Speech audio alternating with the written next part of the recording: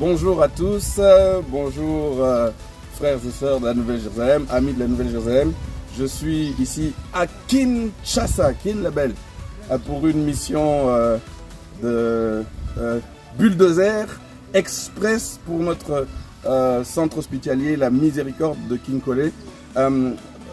L'église mère a frété beaucoup de matériel médical par bateau. C'est arrivé et donc je suis venu pour pouvoir réceptionner ce matériel avec l'aide du pasteur Gétro, notre responsable. Tu peux venir, pasteur, de notre gestionnaire de La Miséricorde et qui a suivi le projet de construction et qui gère les choses encore jusqu'à présent. Et donc, et aussi voir un certain nombre de travaux que nous allons faire pour pouvoir un peu rafraîchir et sécuriser les choses pour toujours donner des infrastructures meilleures, pour que le matériel que vous avez gentiment, pour lequel vous avez gentiment contribué pour que les choses puissent avancer, puissent être gardées et utilisées dans de meilleures conditions. Vous voyez qu'on a une concession de 200 mètres de long sur 100 mètres, ça veut dire 2000 mètres carrés, 2 arts, rien que pour nous. Alors là, vous avez nos 4 pavillons qui sont gigantesques.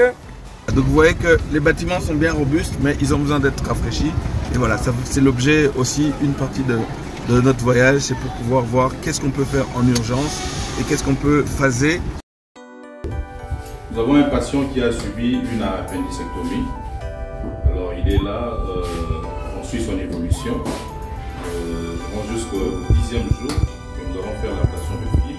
En attendant de bénéficier de ces antibiotiques. Une fois qu'il est fait ça, il pourra payer sa facture et partir. Ok, on fait une ou deux chambres, on ne veut pas trop perturber les patients. Votez maman. Votez. Elle, c'est une dame qui est venue pour accoucher chez nous. Donc elle a accouché, ça fait aujourd'hui 3 jours. Depuis quelques jours. Elle attend aussi, et son bébé a fait une infection néonatale que nous sommes en train de soigner. Et une fois qu'il y aura de tous les signes négatifs, elle pourra aussi partir chez elle.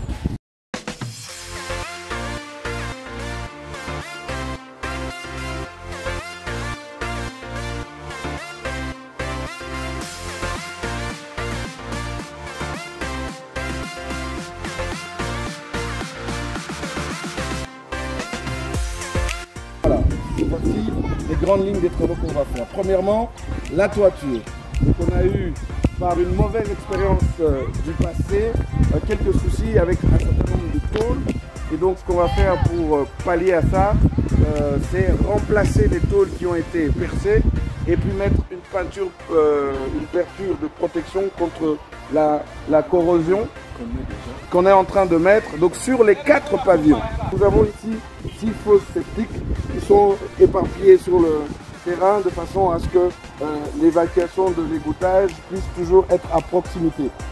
2 étaient fonctionnels, 4 ne l'étaient pas, donc une société va faire le travail de réhabilitation. Au niveau de l'électricité, nous avons quelques problèmes de stabilité en termes d'électricité, bien que nous avions investi pour que nous puissions être desservis. Il n'y avait pas au niveau de la SNEL une capacité de desservir ici en électricité.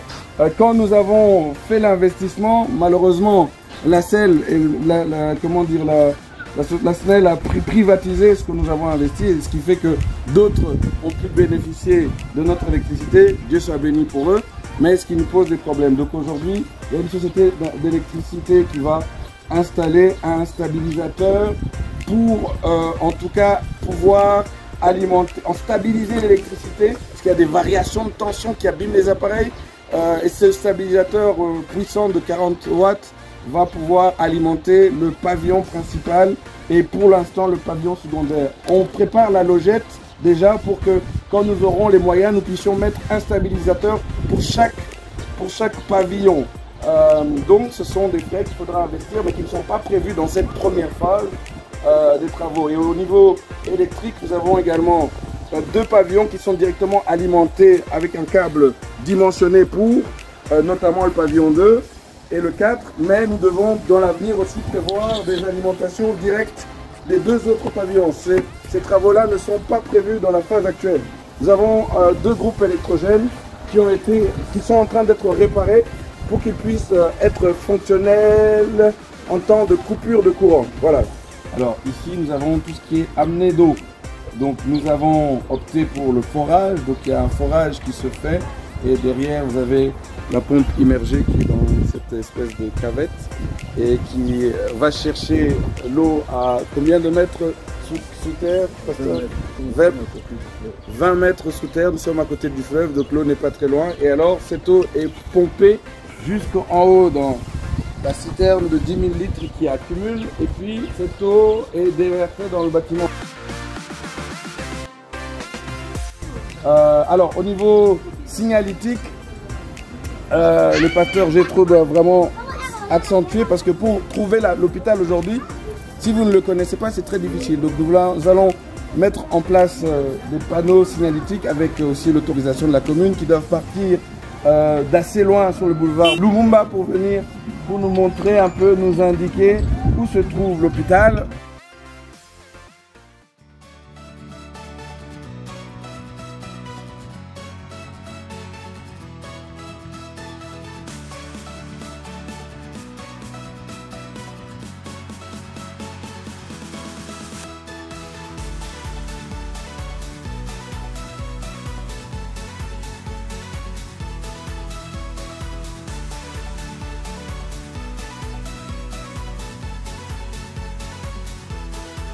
Aménager dans une phase 2 ou 3 peut-être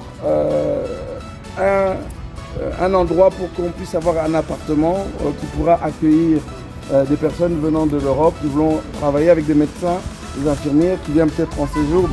Elles restent 1 ou 2 jours, journée pour travailler, aider. Je m'adresse aux membres de la Nouvelle-Jérusalem, aux amis de la Nouvelle-Jérusalem. Merci pour ceux qui contribuent chaque mois avec leur ordre permanent. Continuons à le faire. C'est un gros investissement, mais nous sauvons des vies ici. Nous soignons des personnes, nous exerçons la miséricorde. Les idées de financement sont les bienvenues. Que Dieu vous bénisse.